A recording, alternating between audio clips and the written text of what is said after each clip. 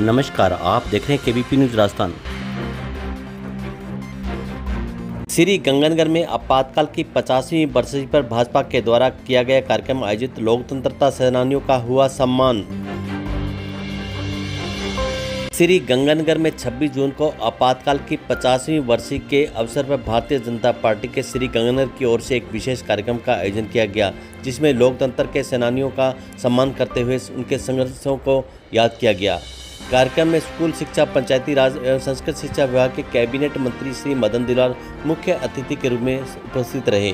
उनके साथ मंच पर श्री गंगानगर के भाजपा के जिला अध्यक्ष शरणपाल सिंह मान व सिविल लाइन विधायक गोपाल शर्मा, रतनगढ़ के पूर्व विधायक अभिषेक महर्षि, विधायक जयदीप बिहानी और पूर्व केंद्रीय मंत्री निहाल चंद मेघवाल सहित अनेक वरिष्ठ नेता उपस्थित रहे। इस अवसर पर जिला प्रभारी अनिल कुमार शुक्ला व पूर्व विधायक बलबीर लूथरा, संतोष बावरी, पूर्व जिला अध्यक्ष आत्माराम तरण व जिला महामंत्री प्रदीप धेड़ कार्यक्रम में लोकतंत्रता की रक्षा हेतु आपातकाल के दौरान संघर्ष करने वाले लोकतंत्रता सेनानियों को उनके परिजनों का भी सम्मान किया गया। इनमें हनुमान प्रसाद, द्वारका प्रसाद, भंवर लाल, मदन लाल जिंदल व लक्ष्मीनारायण, श्रीमती मंजू टाटिया, श्रीमती सरोज चुग, मुरलीधर उपाध्याय, गुरुनाम सिंह व श्रीमती सविता देवी, श्रीमती लक्ष्मी देवी, पूर्णनाथ गोस्वामी, घनश्याम लाल, श्रीमती गुड्डी देवी, श्रीमती राजविंद्र कौर, श्रीमती इंदुबाला मांगीलाल व कर्णिदास सिंह राजपूत शामिल रहे।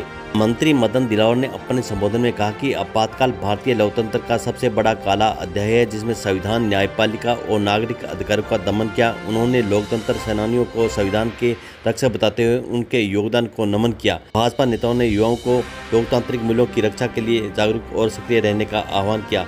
देखिए हमारे ब्यूरो चीफ हरदेव सिंह की श्री गंगानगर से एक खास रिपोर्ट केबीपी न्यूज राजस्थान पर।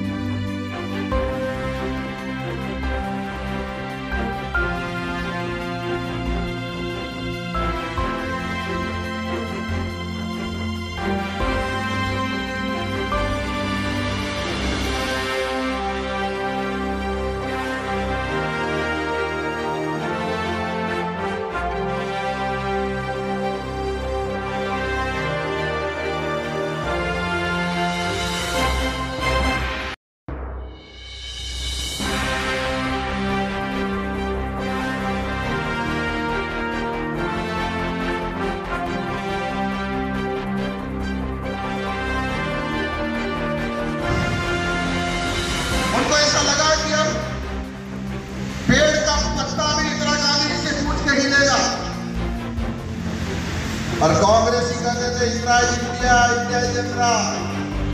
जितना भी सरकारी कर्मचारी थे, अधिकारी थे, वो सब प्रशंसा करते थे, अनुशासन आ गया है, अमुक हो गया है, ये हो गया है। तो इंदिरा जी को लालू की जितनी भी सीटों पर चुनाव लड़ोगे, सारी की सारी सीटें जीतोगे, एक भी सीट में आ सकते। अब सबने देखा देखा बोला तो इंदिरा जी को लगा चुनाव करा लेते हैं। चुनाव कराएंगे, चुनाव में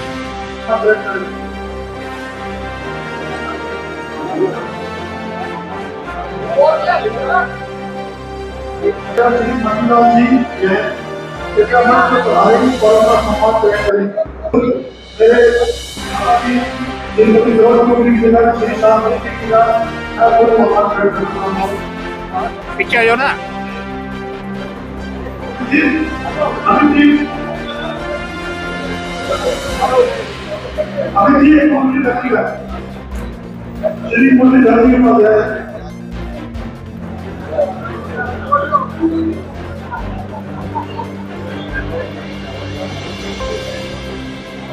लक्ष्मी देवी जी अंतिम महीने में बुलाना होगा श्री शास्त्री को बुला तो वहां पता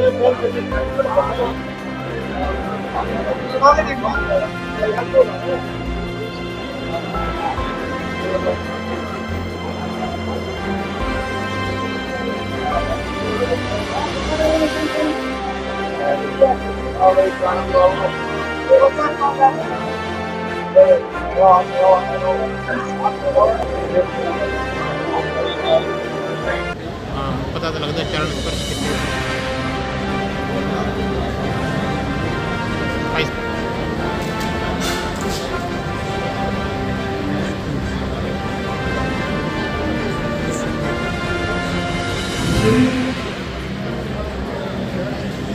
पूरा नाम जी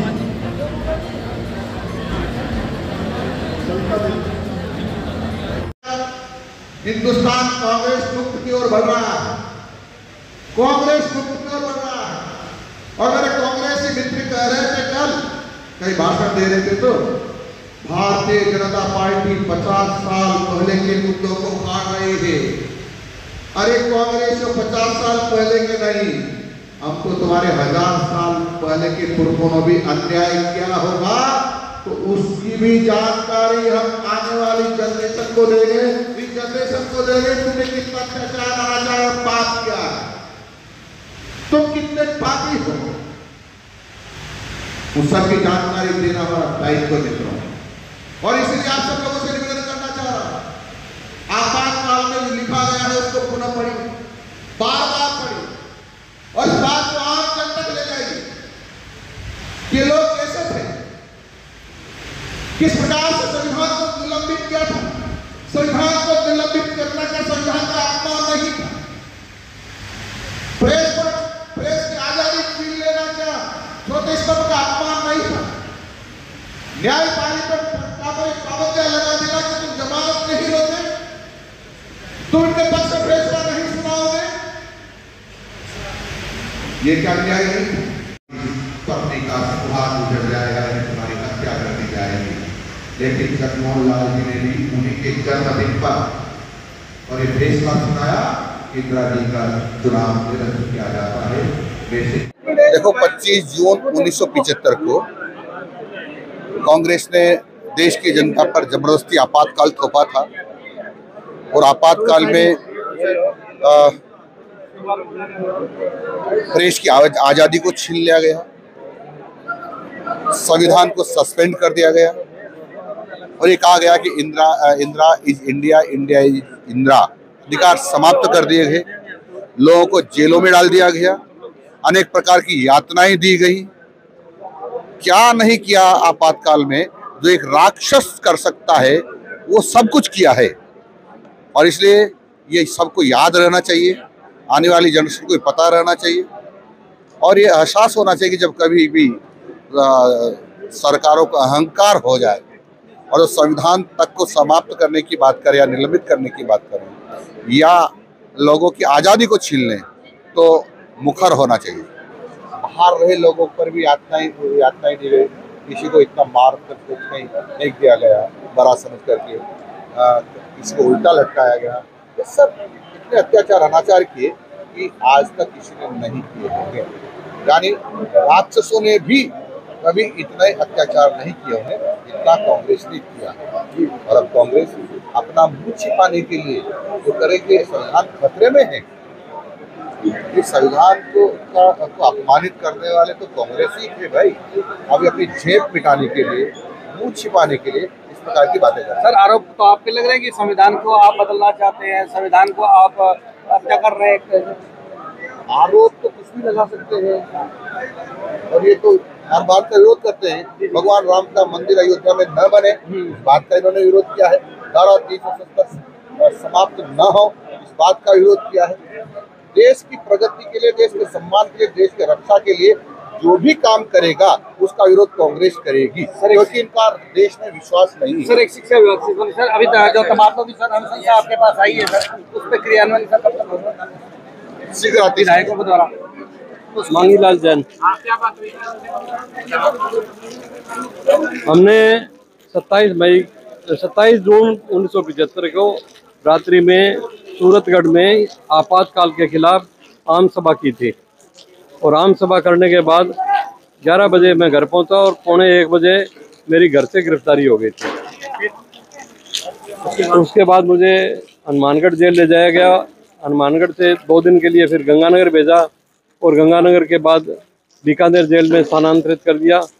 बीकानेर के बाद गंगानगर में करीब 3 महीने रहा मैं, कुल 4.5 महीने रहा। हमने तो क्या है कि संघ का आदेश हुआ था भाई प्रदर्शन करना है और पेम्पलेट बांटने हैं जो साइकिलो स्टार्ट होते थे, तो मुझे तो पेम्पलेट बांटते बांटते मुझे रास्ते में पकड़ लिया था। रात भर अंदर रिमांड पर रखा था। एक रोज कहाँ धमकाते रहते हैं कि अंदर जाओगे तो मर जाओगे, इसलिए तो माफी नामा मांग लो, माफी नामा मांग लो। मेरे बड़े भाई साहब ने पहले मुझे कहा था कि जाओ तो हिम्मत करके जाना, नहीं तो मत जाना, किसी भी परिस्थिति में वापस मत आना, माफी मत मांगना। उनकी प्रेरणा से मैंने पूरे 4 महीने लगभग रहे। जेल में भी हमको डराया गया, लेकिन हम आराम से वहाँ रहे। माफी नामा वालों को हिम्मत नहीं आ रही।